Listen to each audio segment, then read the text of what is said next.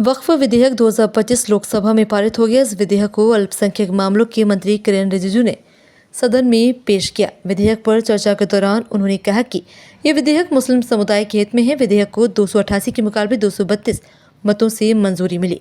इसके बाद सदन की बैठक रात 2 बजे तक चली ताकि विधेयक पर अंतिम वोटिंग हो सके।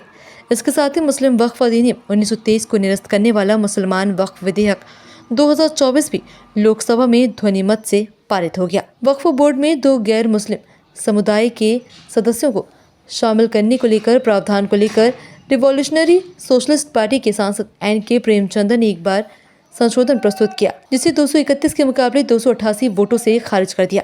विपक्ष के अन्य सभी संशोधनों को भी ध्वनिमत से अस्वीकार कर दिया गया। सरकार की ओर से पेश 3 संशोधनों को भी सदन की स्वीकृति मिली, जिनके तहत विधेयक में खंड 4A और 15A जोड़े गए हैं। सत्ता पक्ष के सांसदों ने विधेयक को सुधारात्मक कदम बताते हुए कहा कि यह भारतीय मुसलमानों के लिए फायदेमंद होगा।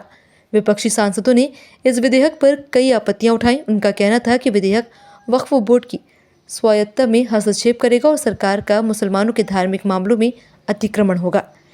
केंद्रीय गृह मंत्री अमित शाह ने कहा कि यह भारत सरकार का कानून है, जिसे सभी को स्वीकार करना होगा। विधेयक पर मतदान से पहले केंद्रीय संसदीय कार्य मंत्री किरेन रिजिजू ने कहा कि वक्फ के पास देश में 3 सबसे बड़े लैंड बैंक हैं, जिनके रेलवे और सेना की जमीनें भी शामिल हैं। उन्होंने कहा कि वक्फ की संपत्तियां सरकारी संपत्तियां नहीं हैं, बल्कि मुस्लिम समुदाय की निजी संपत्तियां हैं, जिनका इस्तेमाल गरीबों के भले के लिए होना चाहिए।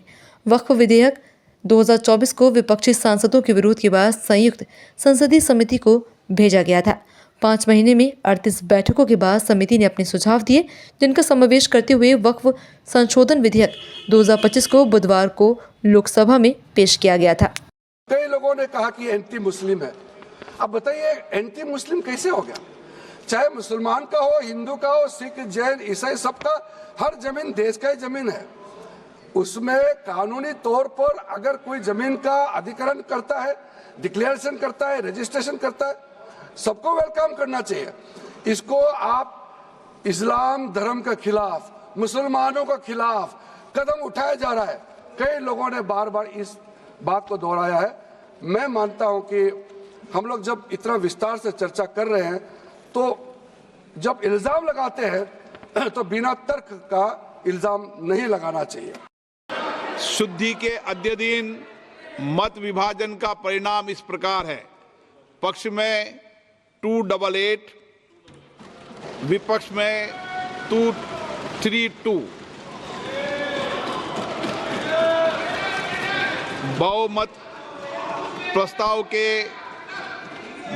प्रस्ताव के पक्ष में है।